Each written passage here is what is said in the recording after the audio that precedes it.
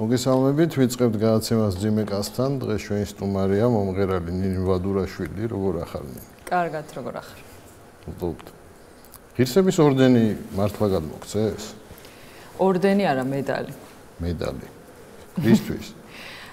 რისთვის და აფხაზეთის გამარჯობა აფხაზეთო შენი კლიპი გახსოვს ალბათ, ყველას ახსოვს და აი მონაწილეობისთვის. ყველას მიცეს? ყველას. იმსახურებით, როგორ ფიქრობ? არ ვიცი, შე როგორ ფიქრობ? არ ვიცი, შევხედავ კიდევ ერთხელ და ნახე. პოლიტიკა თუ გაინტერესებს ისე? არა. საერთოდ? აბსოლუტურად. არ გაინტერესებს შენი შვილი როგორ ქვეყანაში იცხოვრა? ძალიან მაინტერესებს და ძალიან ვღელავ სხვათა შორის მაგაზე, იმიტომ რომ არ მინდა იცხოვროს ისეთ ქვეყანაში, როგორშიც გავატარე მე ბავშვობა და ახალგაზრდობა და ეხლა უკვე რა ქვია ამას, ხო ახალგაზრდობა ქვია. რაშიც ვარ, როგორ ვითარებაშიც ვარ ეხლა. ხო, ეს ხო პოლიტიკაზე. ეს არის პოლიტიკა ნამდვილად და მიუხედავად იმისა, რომ ნამდვილად არ მაინტერესებს, აი როგორ არ მინდა, იცი რომ ვიგებდე ყოველდღე ვინ მოხსნეს, ვინ დაანიშნეს, რაღაცა საოცარ დებატებს უყურებდე ტელევიზიით, ხო, ნუ სამწუხაროდ ამ რეალობის, ესე იგი, მონაწილეები ვარ ჩვენ. მაგრამ ძალიან მინდა რომ ჩემმა შვილმა კარგ ქვეყანაში იცხოვროს. მოძღვარი თუ ყავს? ყავს. აი ყველა ქრისტიანს უნდა ყავდეს, როგორ ფიქრობ შენ? ვისთვის არის საერთოდ აი მოძღვართან? როგორი ურთიერთობა გაქვს?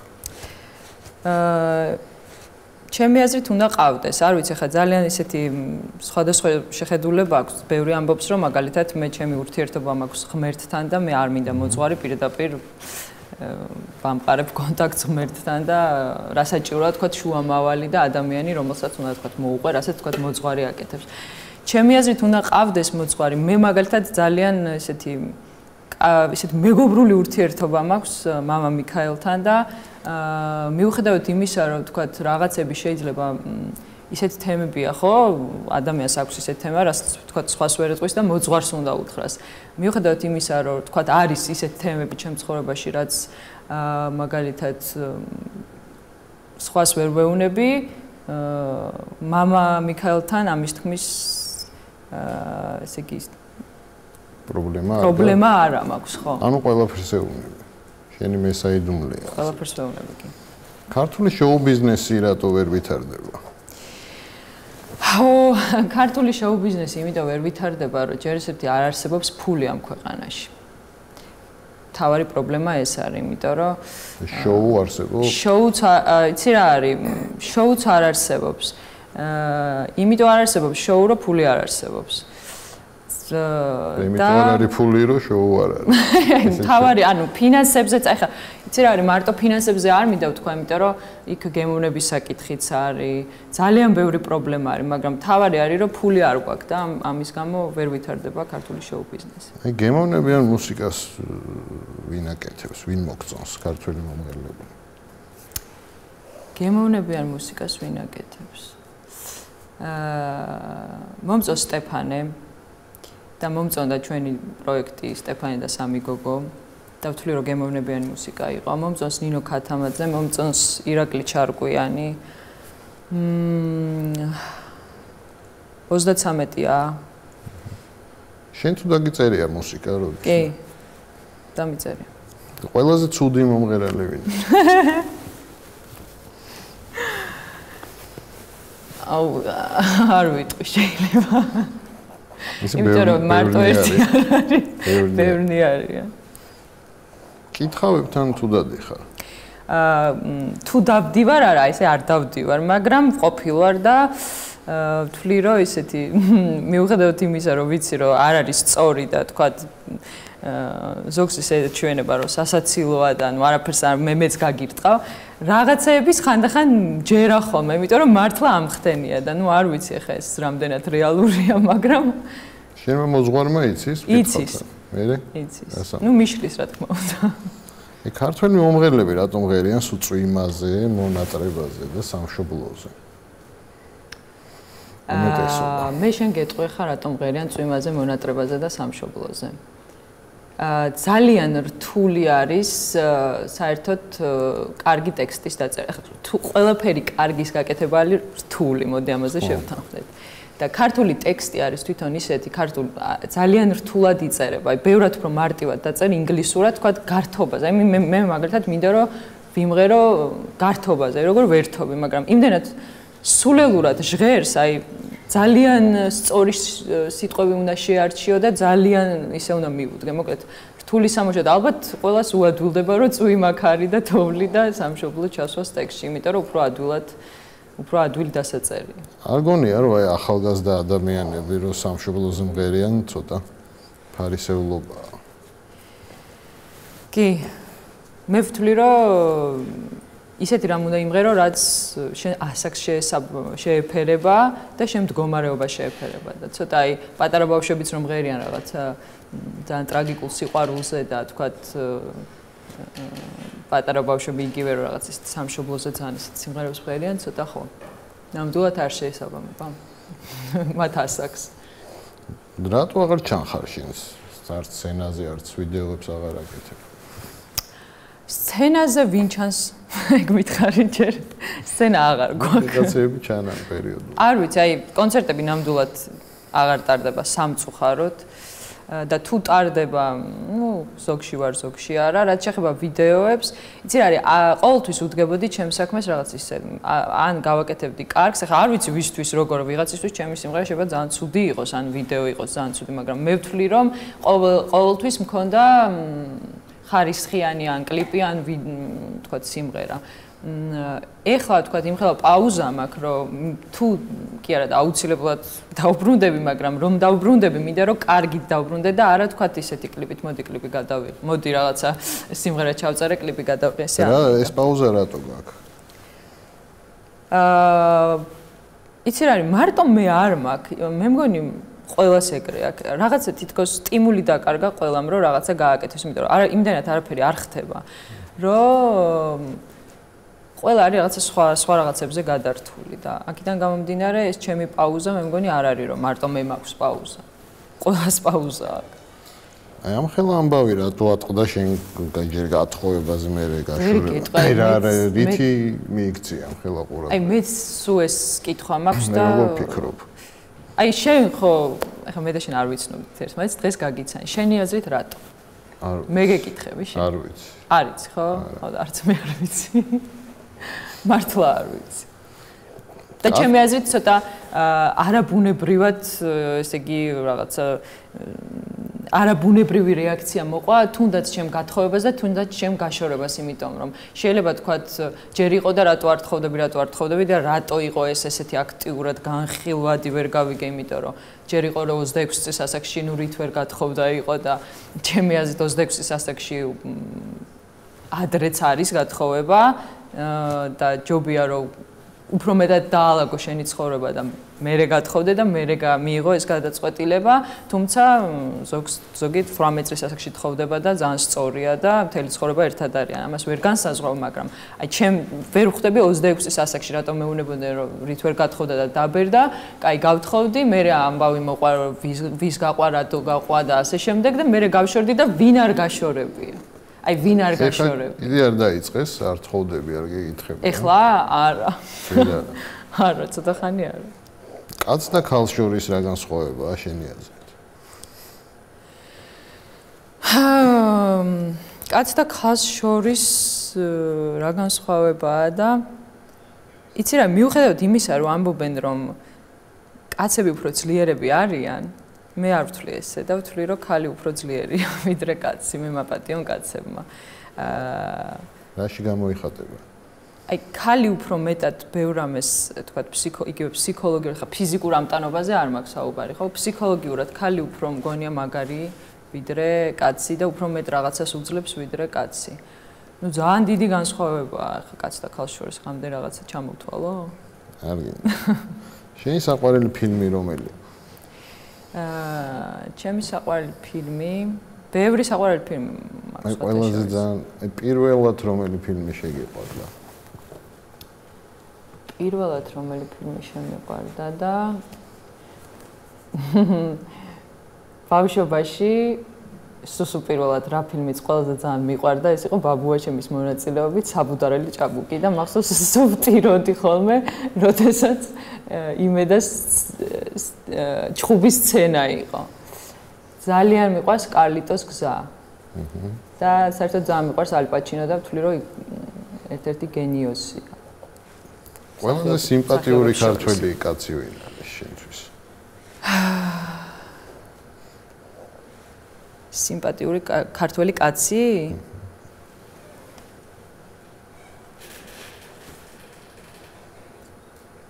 ეხლა თუ საერთოდ ზოგადად? აი ზოგადად. შენ თაობაში ვინ იყო?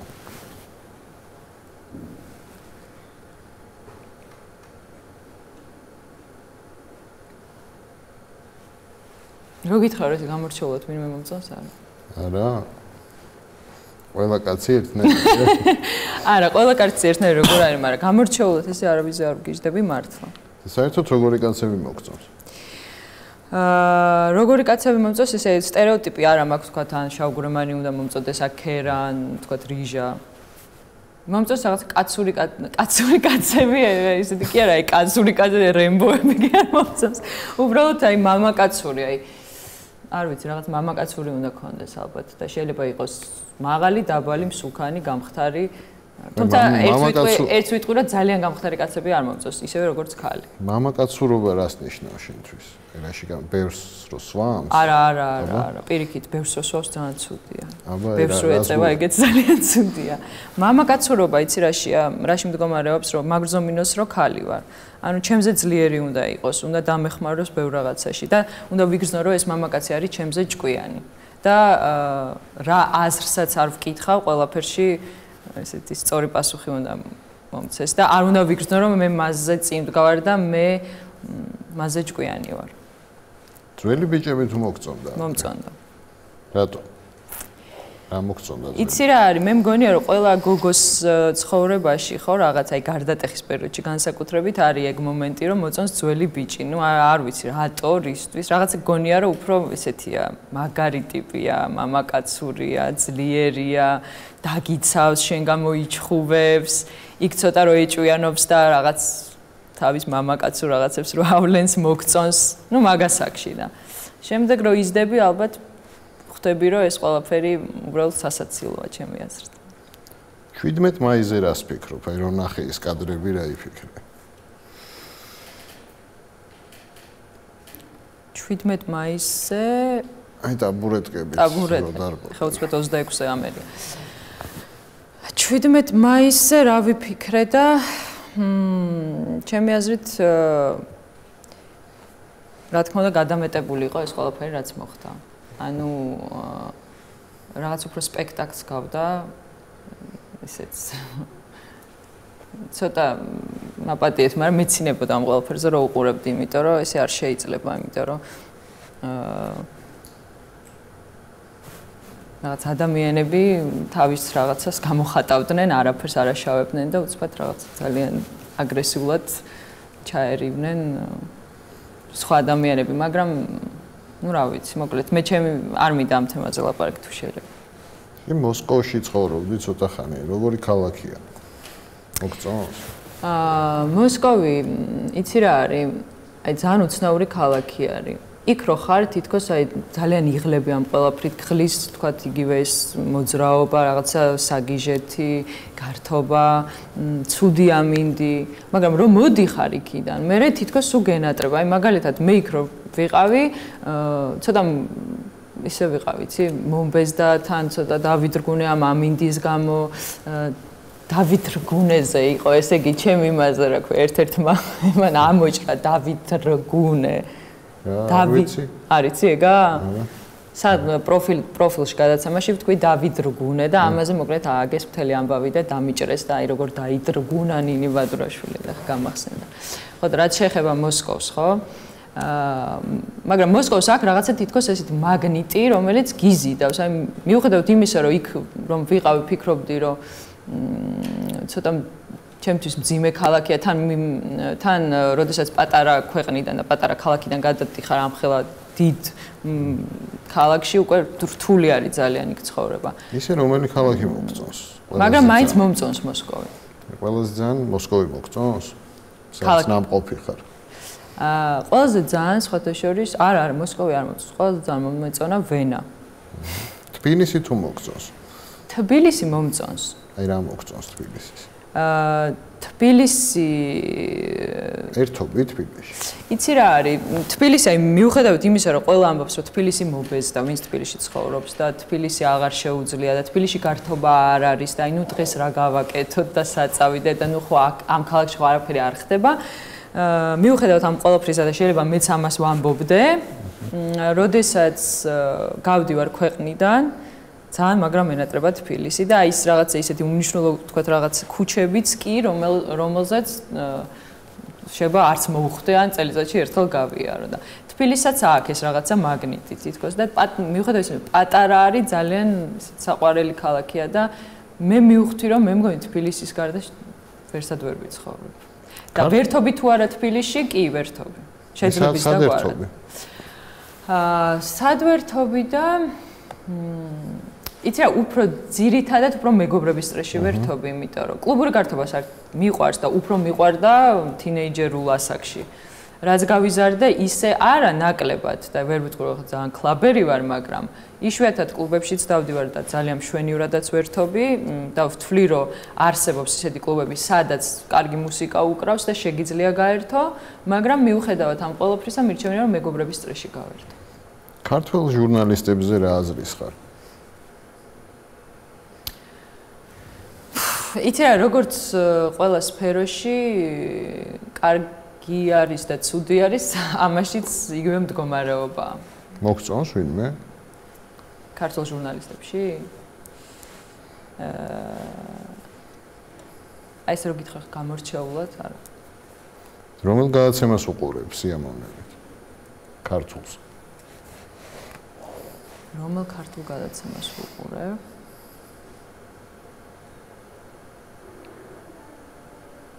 ეხა უყურებ ცეკვავენ ვარსკვლავებს და ძალიან ვერთობ. ქალისგან თუ გიგზნია, როდისმე სიმპათია? კი. მე საპასუხოთი არ არის. არა. არანაირად. ბევრი კომპლექსები გაქვს? სხვათა შორის მქონდა ბავშვობაში, ეხა ვერ ვიტყვი რომ აქვს, მაგრამ მქონდა ბავშვობაში კომპლექსები და ყოველთვის მეგონა რომ ვიყავი შეუხედავი. არასდროს არ მომწოდა ჩემი თავი რაღაც ასაკამდე. და როდესაც მეუბნებოდე რომ კარგი ხარ, არ მჯეროდა და მეგონა რომ ამას მეუბნებოდნენ, იმიტომ რომ რაღაცა ჩემთვის ენუგეშებინათ. მართლა ესე იყო რაღაც ასაკამდე, სადღაც აი 14-15 წლამდე და მე უკვე რაღაცა თითქოს მომეწონა ჩემი თავი. და მქონდა ძალიან ბევრი კომპლექსი. ეხა აღარ გაქვს? მაქვს რაღაც კომპლექსები მაქვს, მაგრამ არ ვთვლი რომ კომპლექსიანი ვარ. ანუ კი რა, როგორც ყველა ადამიანს რაღაც პატარ-პატარა კომპლექსები მაქვს, მაგრამ ისეთი უმნიშვნელო. ქალისთვის რა უფრო მთავარია, ჭკუა, გარეგნობა თუ სექსუალურობა? ჭკუა პირველ რიგში.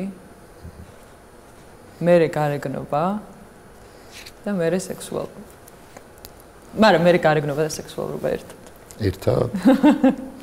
ნუ ტატუ დავინახე, რა გაწერია? აკა? ნ. ნინი? დიდი მადლობა. ნახვამდის. დიდი მადლობა.